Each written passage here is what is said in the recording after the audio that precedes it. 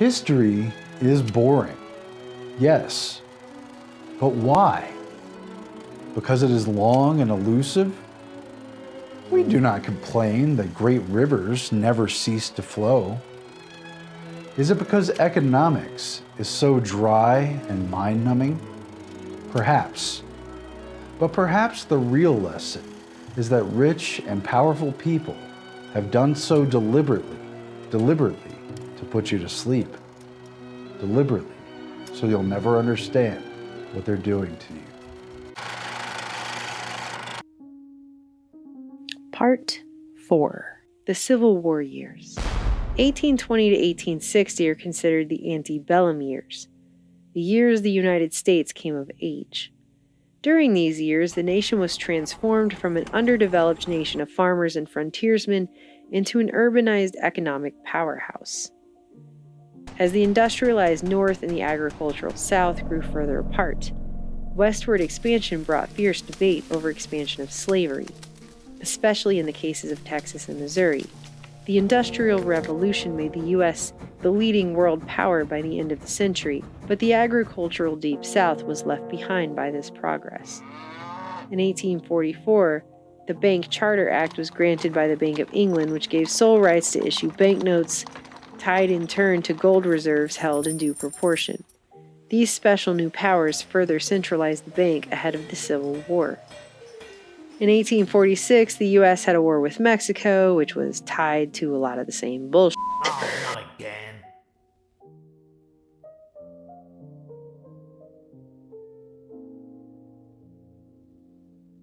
Three years later sees 1849, an iconic year when Americans were lured further into the extremities of the West on the promise, or rather lust, for gold. In the California Gold Rush. Gold dust fever brought many miners, panners, and pioneers generally. In turn, discoveries of new gold in California and Australia flooded London gold markets in the 1850s, which the Rothschilds nearly monopolized and could easily manipulate for good or ill. There's a good old-fashioned word for people like us. We call them suckers. And there are other people who stay up nights figuring out how to take away what they've got.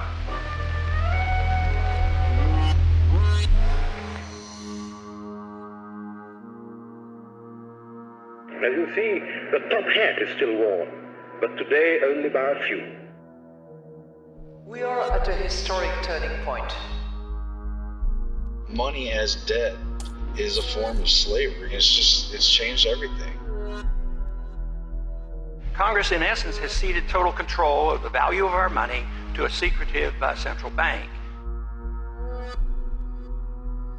I don't hang around trying to read the entrails of what some statement in the administration may say, because it's our responsibility to make up our mind about these things. There is no other agency of government which can overrule actions that we take.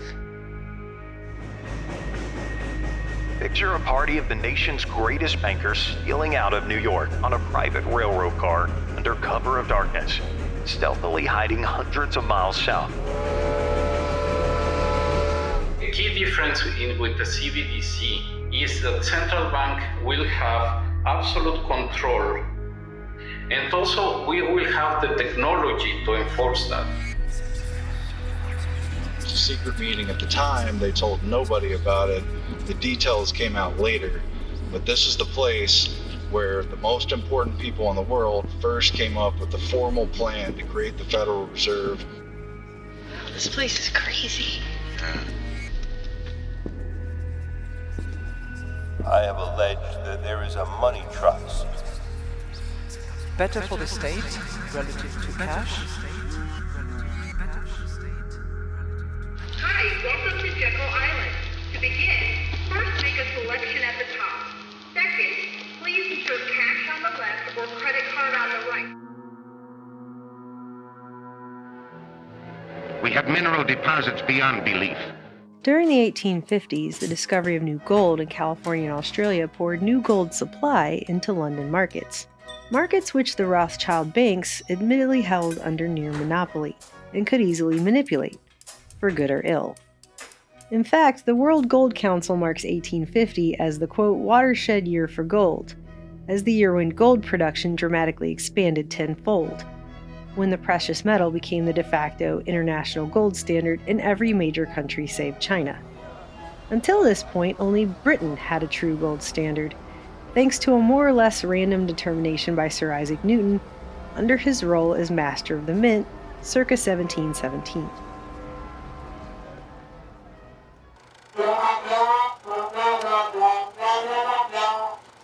The Compromise of 1850 was an agreement to disagree.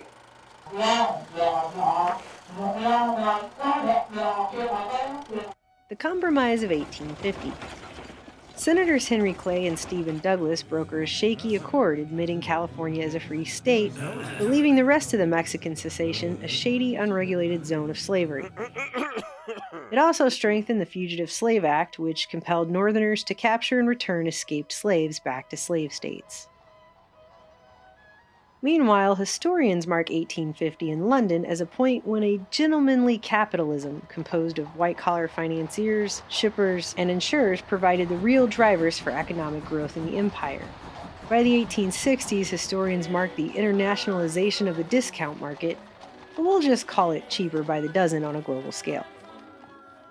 In 1851, the Kansas-Nebraska Act brings slave state issues further to a head, as the lead up to the Civil War continues to build. Again, I just want to mention again, one more time, that all the mercury that Nathan Rothschild had secured from the Almaden mines back in the 1830s became invaluable to all of the gold and silver that Rothschild and Sons began refining for the Bank of England and the Royal Mint in 1852. So, using mercury to make gold. I mean, we're talking literal alchemy here. In 1853, the Bank of England issued its first fully printed and fully transferable notes, a public paper money system for England that the public was initially skeptical of. Gee, I can't imagine why. 1854 marked the creation of the Republican Party, aka the Grand Old Party, the GOP, a new party which appealed especially to young voters in the North, which created wide-awake coalitions, which campaigned on a national banking system, high tariffs, a gold standard, the expansion of railroads, but was most notorious for promoting abolition. 1854 to 1859 was the bleeding Kansas mini-Civil War, which epitomized the violent confrontations between free staters and pro-slavery settlers in new western states. The Potawatomi Creek Massacre occurred in May 1856, when radical abolitionist John Brown, set on instigating war, led an anti-slavery gang on a killing spree, hacking 5 pro-slavery settlers to death, an attempt at repelling the expansion of slavery with open violence. And at Harper's Ferry, right where the valleys meet, a grave and tragic conflict springs to life.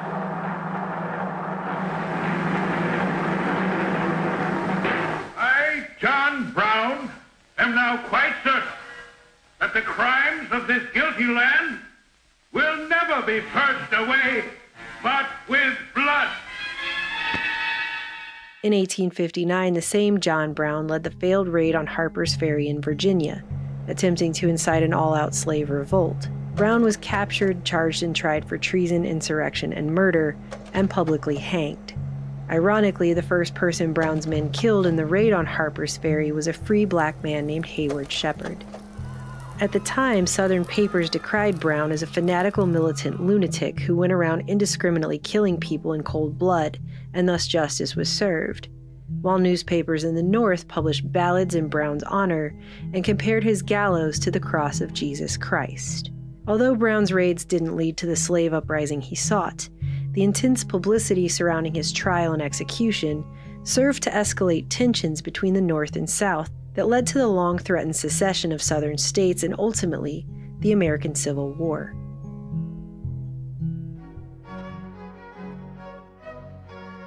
It should be noted on the brink of the Civil War, November 24, 1859, that Charles Darwin published On the Origin of Species with the help of Royal Society President T.H. Huxley, setting the stage for the scientific management of mankind to come.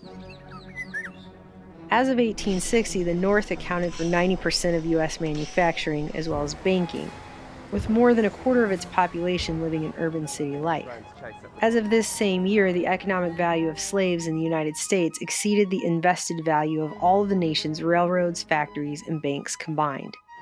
On the eve of the Civil War, cotton prices were at an all-time high. On November 6, 1860, Abraham Lincoln was elected president, and southern states began to drop like flies.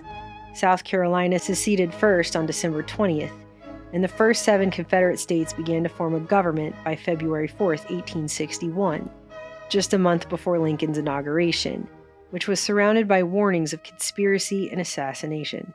Loans for the coming Civil War were increasingly secured with cotton bonds issued in Europe, debt to be repaid and agreed upon cotton exports to England and France.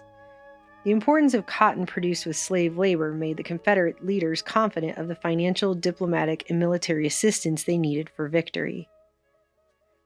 On April 12, 1861, the Confederates fired upon Fort Sumter, officially beginning the Civil War. Deadly struggle between two ways of life. November 8, 1861 saw the Trent Affair. The USS San Jacinto under Captain Wilkes, a decedent of the famed English liberty icon John Wilkes, who later became an outlaw MP and then Lord Mayor of London, and likewise related to John Wilkes Booth, controversially captured 2 Confederate envoys as contraband in contradiction to maritime protocol. The British government protested vigorously, and the British press raised speculation about entry into the war. However, the U.S. released the Confederate envoys and ended the incident. The Confederate passengers, James Murray Mason and John Slidell, were sailing aboard a British Royal Mail steamer and headed to England and France respectively in a failed bid to secure diplomatic recognition and support.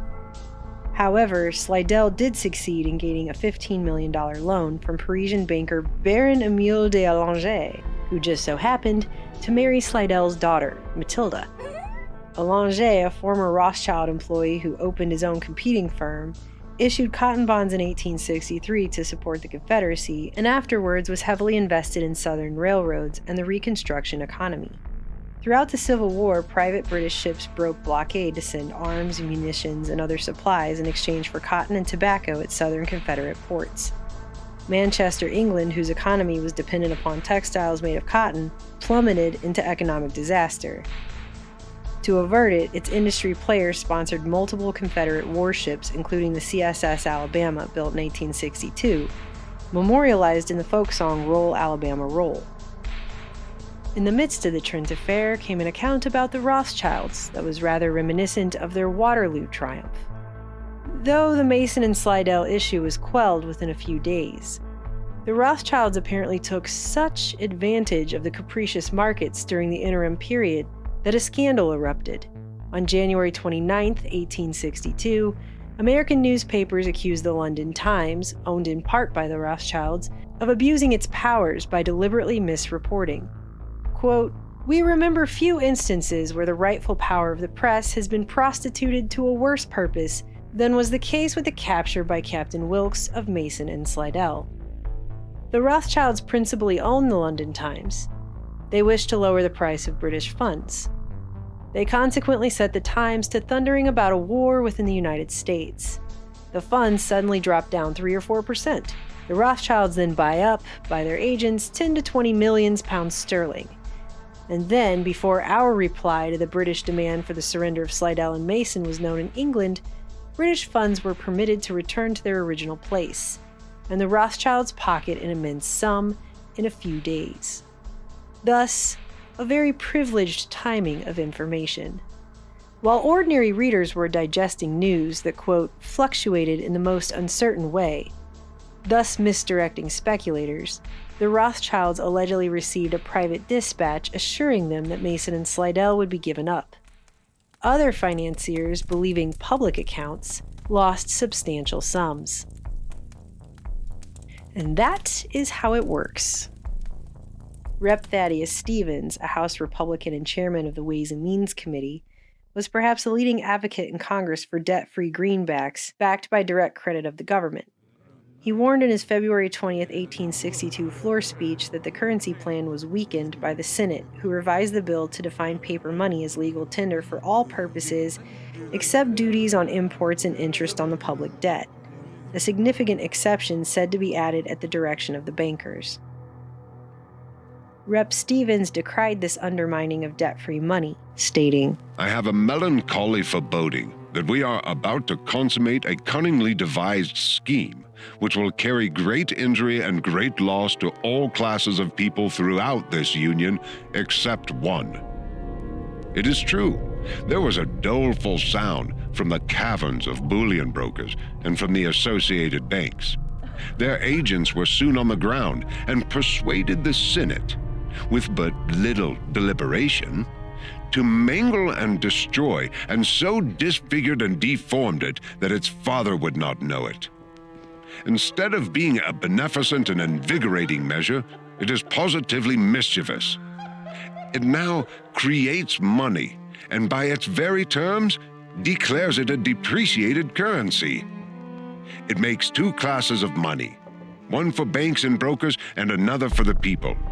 It discriminates by allowing the capitalists to demand gold and compelling the ordinary lender to receive notes which the government has purposely discredited. All classes of people shall take these legal tender notes at par for every article of trade or contract, unless they have enough money to buy United States bonds, and then they shall be paid in gold. Who is that favored class? The banks and brokers, and nobody else." Lincoln signed the Legal Tender Act of 1862 to issue some $150 million in greenbacks, paper notes issued and to be accepted in lieu of gold and silver coin. That same year, the Pacific Railroad Act was passed, and the Internal Revenue Service was created on July 1st. August 22, 1862, news is published of an attempted assassination of Baron Rothschild. A man named Charles Reynolds, alias Charles Davis, employed as a draper, was charged with sending threatening letters to Sir Anthony Rothschild and his brothers Baron Mayer and Baron Lionel Rothschild. On a side note, his name makes a very pertinent anagram for the time. Lincoln issued the Emancipation Proclamation on September 22, 1862, effectively ending slavery. And among them is the President. He looks older now, seldom smiles. War's been so long, so many dead on both sides. After a while, after the main speaker, he has a few words to say.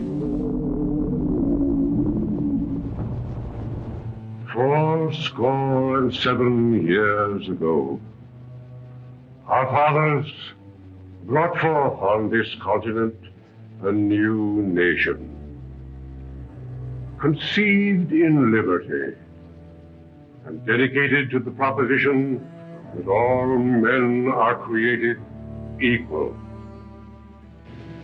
Now we are engaged in a great civil war, testing whether this nation or any nation so conceived and so dedicated can long endure.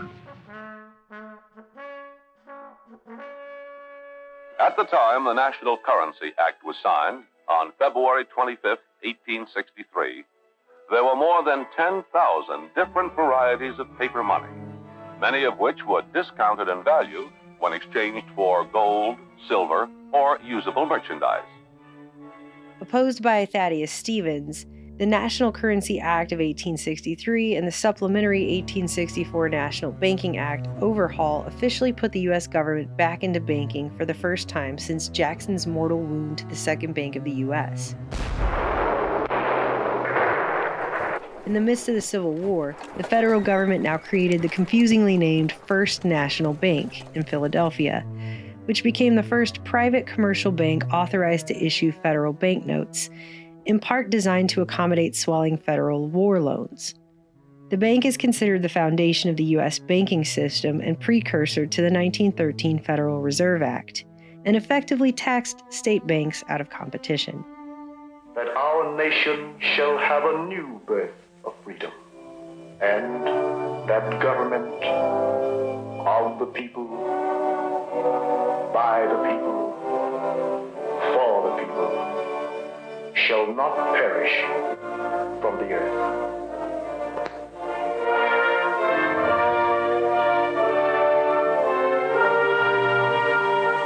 Two former graduates of West Point meet in a small house in a town called Appomattox. And Ulysses S. Grant, whose initials stand for unconditional surrender, converses at length with Robert E. Lee, who hopes for something better than unconditional surrender.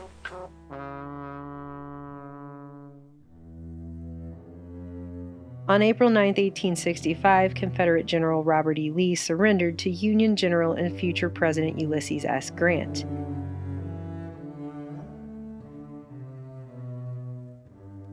A de facto end to the Civil War. Just 3 days after the war ended, John Wilkes Booth assassinated President Lincoln at Ford's Theater while he was watching Our American Cousin, a play about a socially unrefined American claiming his heritage in a large estate among aristocratic English society. Isn't it ironic? Don't you think? It's like rain. No, just kidding. It should again be noted that just after the Civil War ended in June 1865, first cousin to Charles Darwin, English polymath Francis Galton, first formulated eugenics, the pseudo-scientific policy increasingly adopted by Western governments to promote elite Anglo breeding, and further justify the widespread use of forced sterilizations and other anti-fertility measures among derisive air quotes genetically unfit individuals, often from targeted minority populations. On March 12, 1866, recommendations by Secretary of the Treasury Hugh McCulloch, appointed days into Lincoln's second term and held over by several presidents, led to the retirement of millions of dollars in greenbacks over the next several years in order to combat inflation and return the country to a gold standard. The 1860s statistics for the purchase of discount bills in England happens to correspond with the financing of the American Civil War. All from right there in London.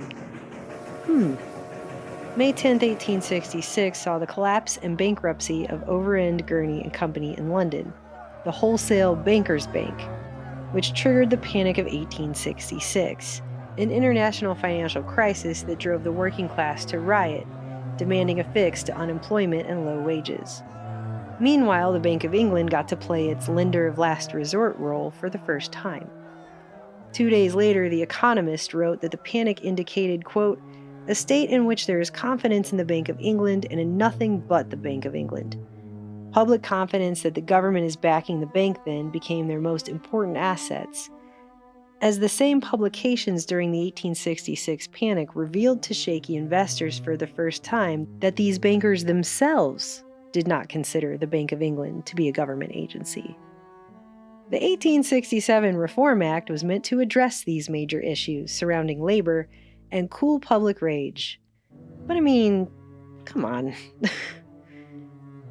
On Friday the 13th, 1866, the SS Great Eastern departed London, beginning the fifth attempt to lay an undersea transatlantic cable between Britain and North America, which was finally successful. On May 10, 1869, the first transcontinental railroad in the United States was completed at Promontory Summit, Utah Territory.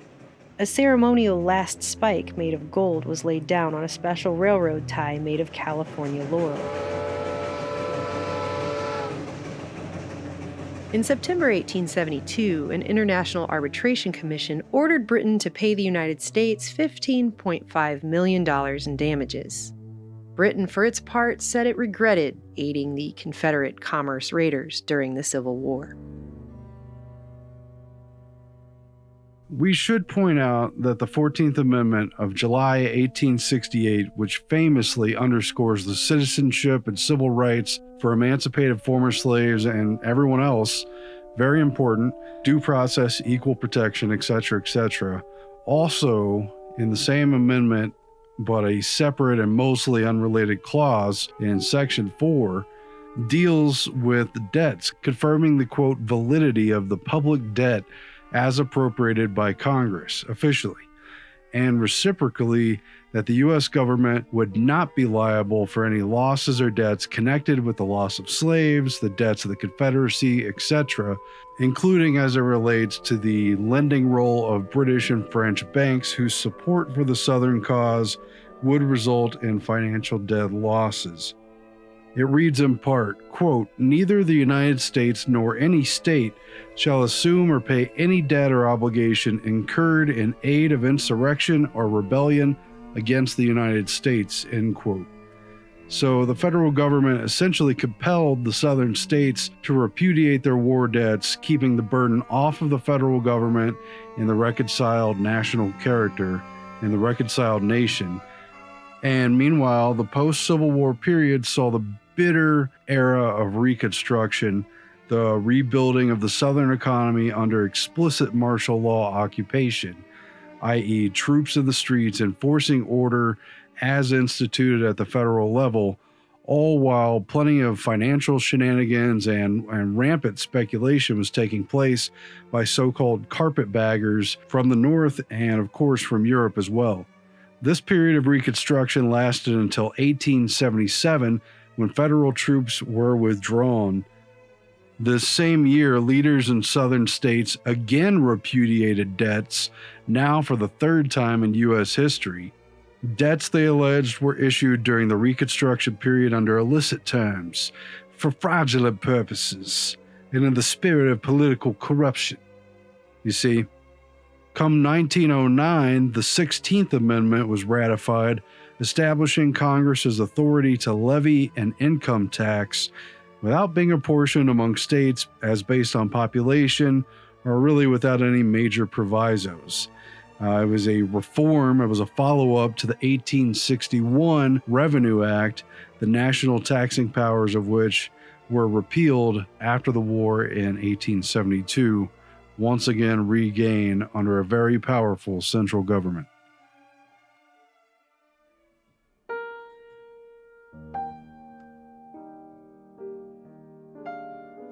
In 1872, he began his, quote, relentless march towards supremacy in oil, end quote, the annus mirabilis for John D. Rockefeller, the year he made his first million at age 33, leading Standard Oil to buy up 22 of Cleveland's 26 refineries in what was dubbed the Cleveland Massacre.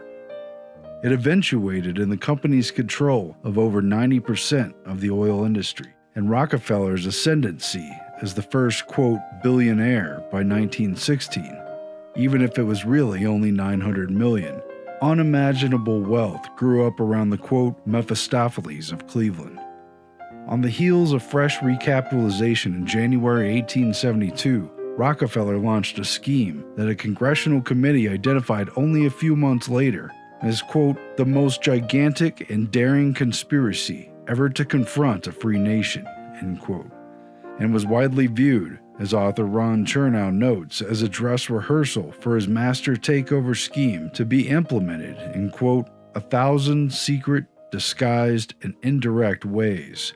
Looking back on the oil wars of 1872, when Rockefeller, Standard Oil, and the entity then known as the Southern Improvement Company strong-armed his competitors into capitulating to his buyout or perishing under the crush of his boot. In this twisted, alternate take on Franklin's join-or-die colonial motto, John D. Rockefeller insisted that his ruthless buy-up of oil refineries and manipulation of the railroad transportation crucial to distribution was not the conspiracy of a pernicious cartel aiming to control the entire monopoly board, but a mission from God to save the oil business from confusion, disarray, and an existential threat where uncertainty would undermine all who were outside the safety net that Standard Oil offered through a unified market, controlled, of course, at the top of a vast combine, tweaking every factor from the oil barrel to the refinery to the railroads and consumer markets, at that time heavily oriented around kerosene illumination. But there was a light beyond that drew Rockefeller forward, and he cared not who failed to see his vision. His detractors and competitors were irrelevant, if not going extinct. Nowadays, most people imagine that American businessmen have always favored free competition, at least in the abstract. But in the industrial boom after the Civil War, the most significant revolt against free capitalism came not from reformers or zealous ideologues, but from businessmen who couldn't control the maddening fluctuations in the marketplace. In an unregulated economy, They had to improvise rules of the game as they went along. Pestered by overproduction in the early oil industry, Rockefeller tirelessly mocked those academic enthusiasts and sentimentalists who expected business to conform to their tidy competitive models. Like some of his contemporaries, he didn't see how they could build vast, enduring industries in a volatile economy disrupted by recessions, deflation, and explosive boom and bust cycles. And he decided to subjugate markets instead of responding endlessly to their changing price signals. Thus, Rockefeller and other industrial captains conspired to kill competitive capitalism in favor of a new monopoly capitalism. As Rockefeller's story shows, many of the age's most controversial business practices were forged in a desperate spirit of self-preservation. It was forced upon us, said Rockefeller of Standard Oil's genesis. We had to do it in self-defense. The oil business was in confusion and daily growing worse. Someone had to make a stand. Though he foresaw the triumph of cooperation, its far-ranging ramifications weren't yet clear to him. Quote, "This movement was the origin of the whole system of economic administration. It has revolutionized the way of doing business all over the world. The time was ripe for it. It had come, though all we saw at the moment was the need to save ourselves from wasteful conditions." End quote. Then, he added, as if enunciating his economic credo, "The day of combination is here to stay. Individualism has gone, never to return."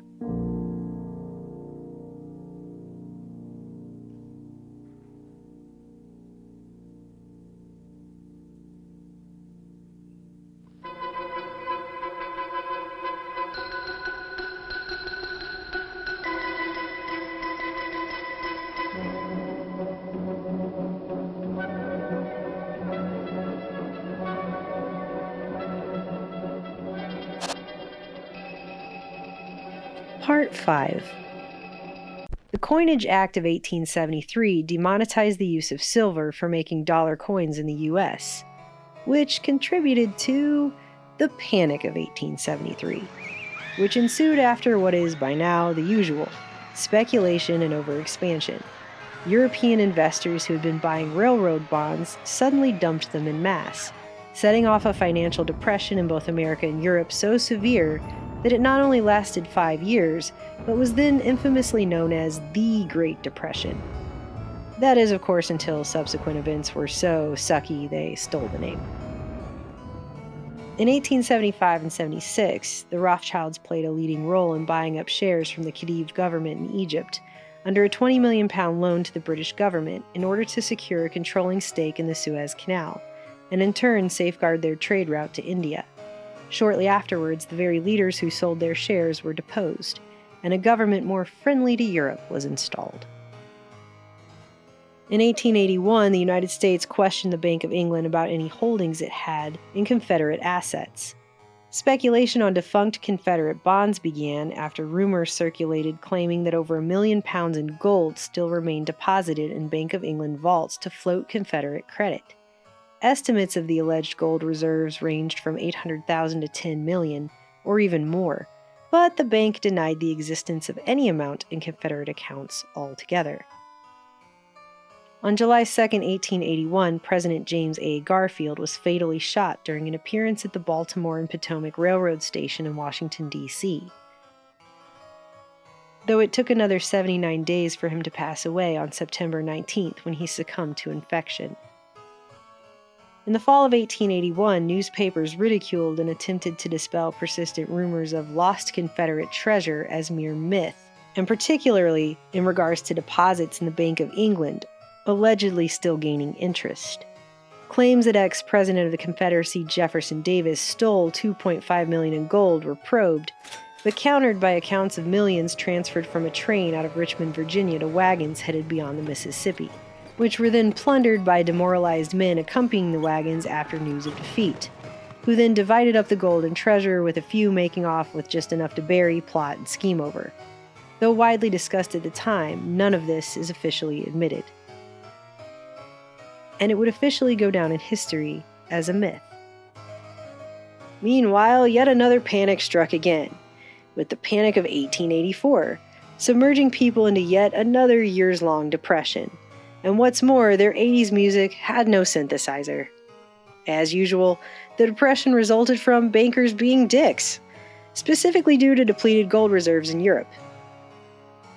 Too bad they couldn't find all that Confederate gold.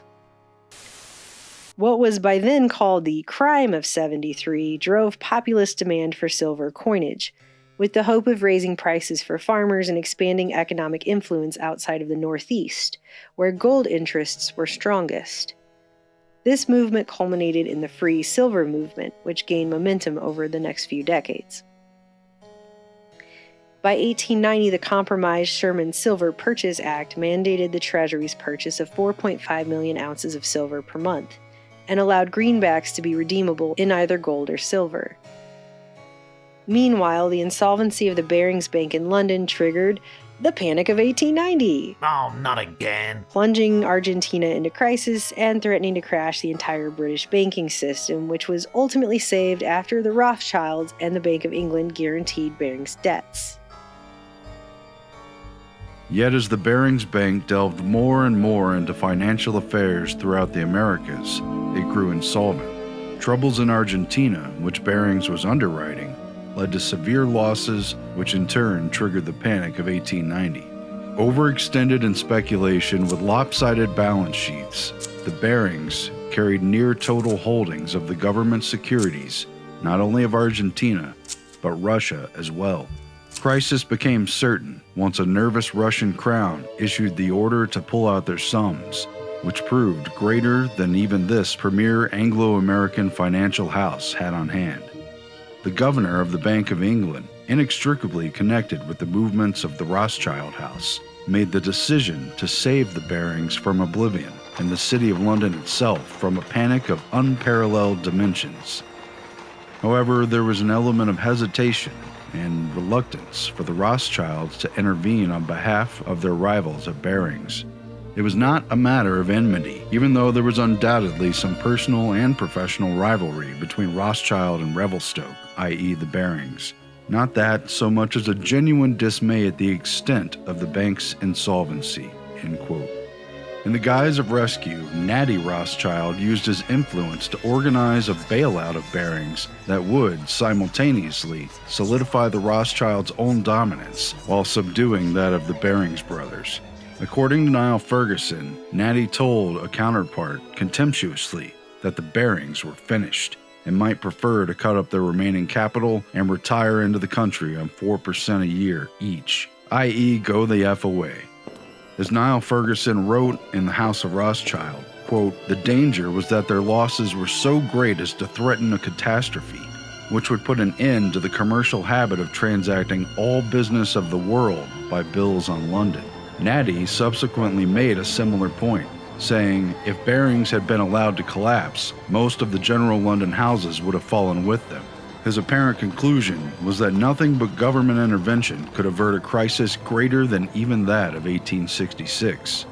Thereafter, the Rothschilds consented to a consortium of banks organized under Bank of England leadership, a plan quite recognizable in modern times as well. As Ferguson again noted, quote, "The English houses perfectly understand their responsibility, and by preventing the catastrophe threatening the House of Baring, they are acting in their own self-interest, inasmuch as the House of Baring just now is the keystone of English commercial credit. The downfall of this house would bring forth a terrific calamity for English commerce all over the world," end quote. In the end, Barings was bailed out by the banks organized under the Bank of England, a familiar echo of things to come, a pattern of troubles and bailouts with no foreseeable end. Barings survived as an institution, but was never again the dominant force in London finance that it had been for more than a century, and particularly in the bankrolling of New World expansion. Natty Rothschild, on the other hand, enhanced his status within the official circles of England's banking system, and prevailed in their game of imperial finance for some time to come. As Ferguson wrote, what happened in 1890 was that a bank, which, according to the formal rules of the financial market, should have failed, was bailed out by a collective intervention initiated by the Bank of England, underwritten at the critical juncture by the government, and paid for by a broad coalition of other city houses under the leadership of Curry and Rothschild. Shortly after, the Panic of 1893 resulted from a run on gold reserves in the U.S., which was used to pay for silver bullion purchased by the Treasury.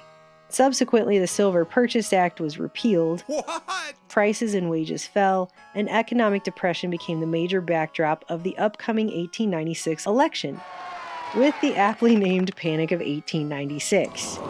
Because by that point, they were just having these panics like every so many years. It was just the panic of this year, and then a few good years, and then another panic, and then a few good years, and another panic.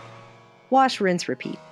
The Panic of 1896, however, added further fuel to the debates over gold and silver as currency. Oh, forgot to mention hearings in the Congressional Banking Committee of 1894 attempted to absolve all liability. Because of course. On July 9, 1896, presidential candidate William Jennings Bryan gave his famous Cross of Gold speech in favor of free silver coinage at the Democratic National Convention. His populist rhetoric appealed to farmers and ordinary people who for years believed that silver was the sword that would cut the Gordian knot of privilege. If they dare to come out in the open field and defend the gold standard as a good thing, we will fight them to the uttermost. Having behind us the producing masses of this nation and the world, supported by the commercial interests, the laboring interests, and the toilers everywhere, we will answer their demand for a gold stamp by saying to them, you shall not press down upon the brow of labor this crown of thorns. You shall not crucify mankind upon a cross of gold. Despite winning 22 states, Bryan lost to McKinley, who won 23, and dominated the Electoral College votes.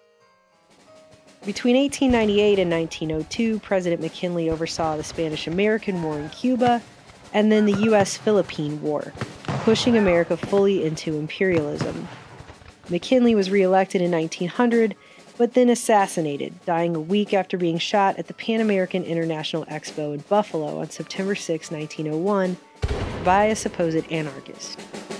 Vice President Teddy Roosevelt inherited the presidency.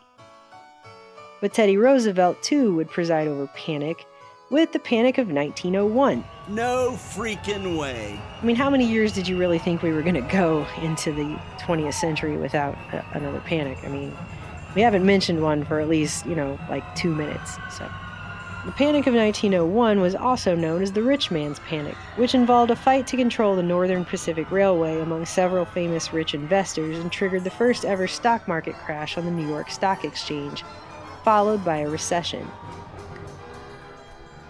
Part 6.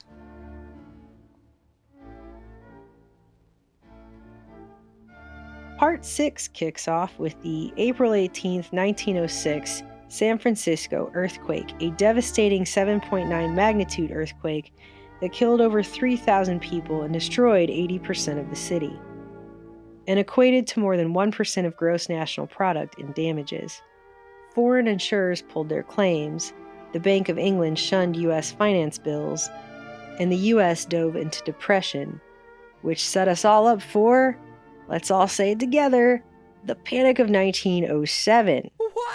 What started as an attempt by relatively small players to corner the copper market morphed into bank runs at national banks and then trust companies.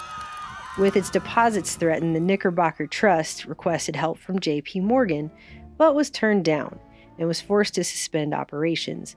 This in turn fueled crisis of mistrust throughout New York. At that point, Morgan reversed his decision and extended financial aid to struggling trust companies, but even this was not enough to avert further crisis and stop the runs. Credit tightened severely, and the call money interest rate soared from 9.5% to a staggering and unprecedented 70%, and then to the completely ridiculous 100%. Loans became extremely hard to come by, and the entire New York financial system nearly ground to a halt. However, J.P. Morgan pulled together enough cash to keep loans going and keep the New York Stock Exchange open. The New York Clearing House then temporarily increased its liquidity, while gold imports helped to restore calm and stabilize the system. The technical nature of the crisis, with trust companies outside of the clearinghouse lender of last resort system, prompted banking reforms and policy inside the yet-to-be Federal Reserve System. On December 16, 1907, an annual report issued by Comptroller of the Currency William Barrett Ridgely recommended to Washington the establishment by the government of a central bank of issue and reserve.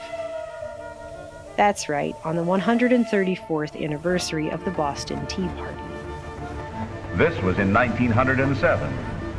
But with all the mistakes, all the human weaknesses of 1907, progress kept on. In 1908, the Aldrich-Vreeland Act instituted an emergency currency to be issued during crisis, but its real purpose was to provide a long-term solution. It established the National Monetary Commission to recommend reforms. Its chairman, Senator Nelson Aldrich, sent a team of experts to European capitals to study their central banking systems, and another team to study the existing American monetary system in detail. However, though the public widely supported banking reforms, many, including progressives like William Jennings Bryan and Woodrow Wilson, were skeptical of the great power vested in central banks run by private interests, and wanted a bank in the public interest with diffused power. Senator Aldrich himself, who was closely linked to J.P. Morgan and whose own daughter was married to John D. Rockefeller Jr., was somehow seen as having a dangerous conflict of interest. Then, in the last 10 days of November 1910, a secret gathering of top moneymen was formed at Jekyll Island, Georgia, in order to work out the details of the scheme for America's money system, which was to be managed by private shareholders. What would become the U.S. Federal Reserve.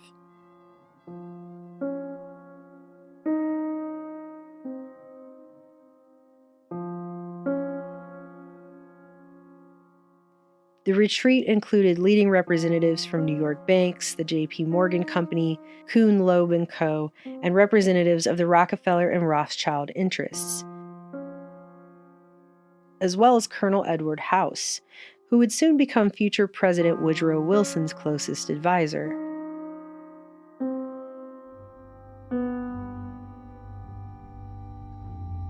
Jekyll Island was named in honor of Sir Joseph Jekyll, circa 1733, after the British barrister who provided £600 to British soldier James Oglethorpe to fund the colony of Georgia. More than a century later, America's second-to-last known slave ship, the Wanderer, illegally brought a shipment of some 500 kidnapped and enslaved Africans to none other than Jekyll Island on November 28, 1858. Just a few years before the Civil War began. By the 1880s, Jekyll Island was a very exclusive hangout for America's wealthy elite. In 1886, the island was purchased by the Jekyll Island Club, referred to in Munsey's magazine as, quote, the richest, the most exclusive, and the most inaccessible club in the world. The club officially opened in 1888 and has been described many times as a retreat for families who, in total, represented a sixth of the world's wealth at the time. Names like Morgan, Vanderbilt, and Pulitzer are intimately tied to it, and the name Rockefeller still graces the mansion-size cottage which houses the island's museum today. Technology, too, had its milestones at Jekyll, as the first transcontinental phone call also just so happened to connect with Jekyll Island.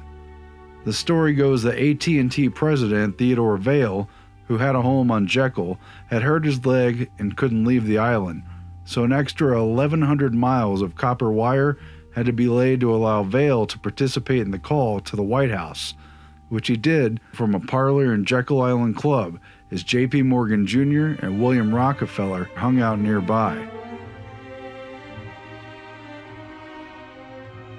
Participant Frank Vanderlip, president of the National City Bank in New York, recalled the air of secrecy in his autobiography. There was an occasion near the close of 1910 when I was as secretive, indeed, as furtive as any conspirator. We were trying to plan a mechanism that would correct the weakness of our banking system, as revealed under the strains and pressures of the Panic of 1907.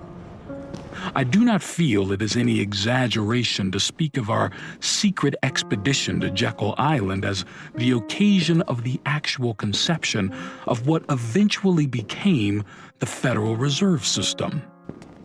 Discovery, we knew, simply must not happen, or else all our time and effort would be wasted. If it were to be exposed publicly that our particular group had gotten together and writing a banking bill, that bill would have no chance whatsoever of passage by Congress.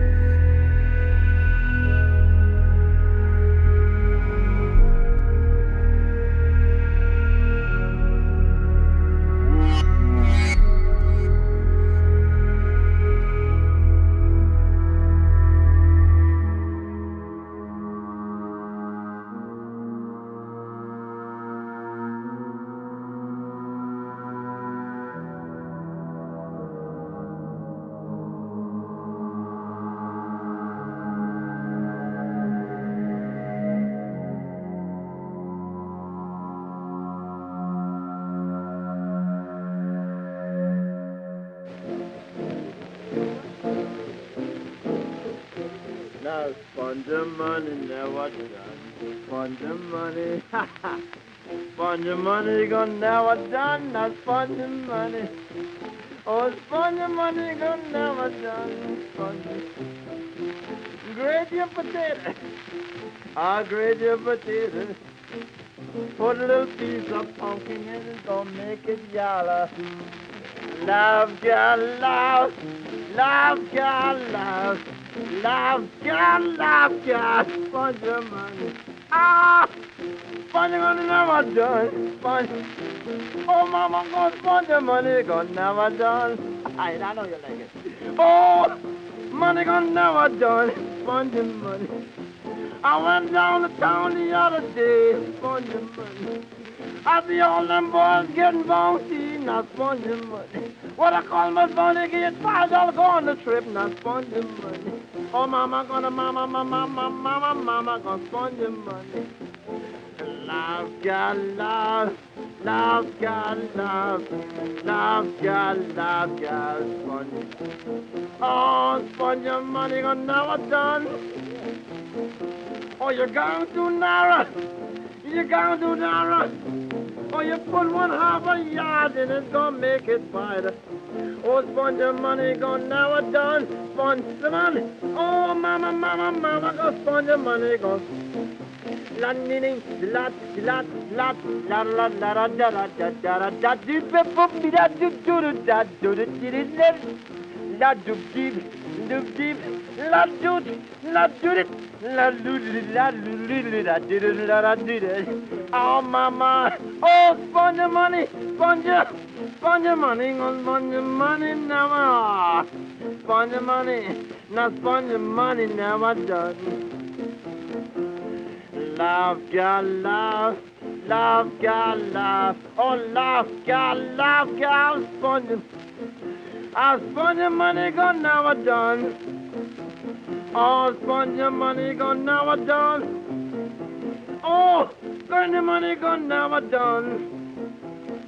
Oh, grate your potato, grate your potato.